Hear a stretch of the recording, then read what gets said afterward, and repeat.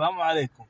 نترككم مع العيسية وشقح لثب في هذا الوادي والحوار ذا والنقاش الذي دار بينهم. كونوا معاهم. العيسية أنا شقح لثب. تعالي معها لي قصيدة مع قصيدة. وهلا قصيدة يا شقح لثب. يقول أبويا مشعب قبل شوي هو بدأ أقول لك قصيدة أبويا مشعب. يقول أبويا مشعب يا لا لا لا لا لا لا لا لا.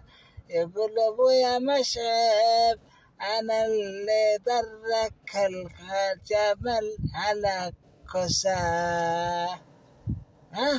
كساه يقول كساه ولا كساه ولا ضيعتي مثل ضيعة فلان الفلاني.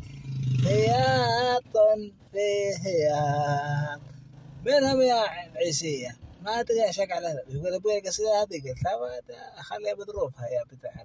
يلا يعطيك العافية لا تجي مع تطلعين لا راح لا منهم أما عندما اختار نطرح له بالله الحب.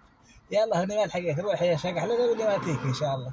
الله يوفقك وقته أبوك ويش وراك فستك ما يخاف علي من الغزلانجية ودابي يحرسني.